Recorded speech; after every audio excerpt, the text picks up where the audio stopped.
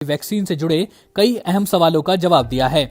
मंत्रालय ने कहा है कि कोरोना का टीका लगवाना ऐच्छिक होगा, यानी सरकार किसी पर वैक्सीन लेने के लिए दबाव नहीं बनाएगी और टीका लगवाना या न लगवाना व्यक्ति की इच्छा पर निर्भर करेगा। स्वास्थ्य मंत्रालय ने यह भी कहा कि भारत में उपलब्ध कोरोना वैक्सीन दूसरे देशों में विकसित की गई वैक्सीन जितनी ही प्रभावी होंगी।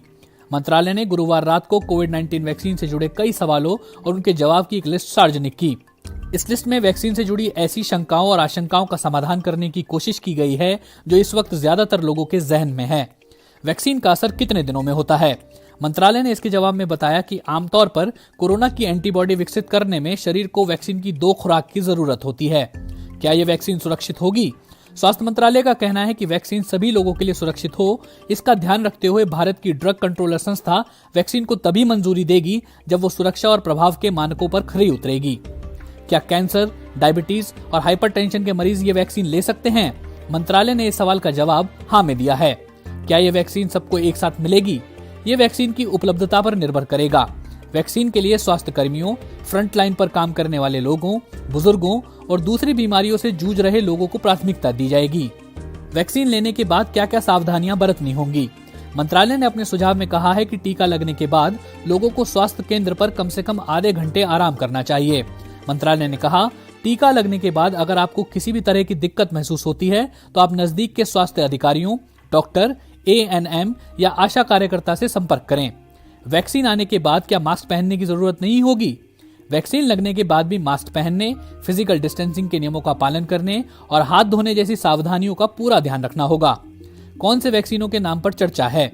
भारत के सीरम इंस्टीट्यूट और ब्रिटानी फार्मास्यूटिकल कंपनी एस्ट्राजेनेका के सहयोग से बनी कोविशील्ड वैक्सीन और कोवैक्सीन, जिसे भारत बायोटेक और ICMR ने बनाया है, इसकी काफी चर्चा है। इन दोनों वैक्सीन कंपनियों ने आपातकालीन इस्तेमाल के लिए आवेदन भी किया है।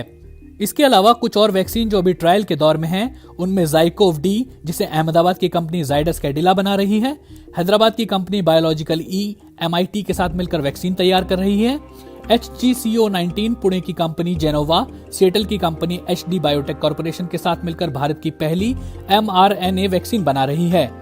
इसके अलावा भारत बायोटेक की नेजल वैक्सीन, रूस के जेमेलिया नेशनल सेंटर और डॉक्टर रेड्डीज लैब की ओर से तैयार की गई स्पुतनिक V वैक्सीन, अमेरिका की वैक्सीन बनाने वाली कंपनी नोवावॉक्स और सीरम इंस्टीट्यूट की ओर से तैयार की गई दूसरी वैक्सीन है। 2 कंपनियों ने पहले ही वैक्सीन के आपातकालीन इस्तेमाल की अर्जी दे दी है और 6 अन्य कंपनियां वैक्सीन क्लिनिकल ट्रायल के दौर में हैं। टीकाकरण योजना के तहत अगस्त महीने तक 30 करोड़ लोगों का टीकाकरण किया जाने की योजना है।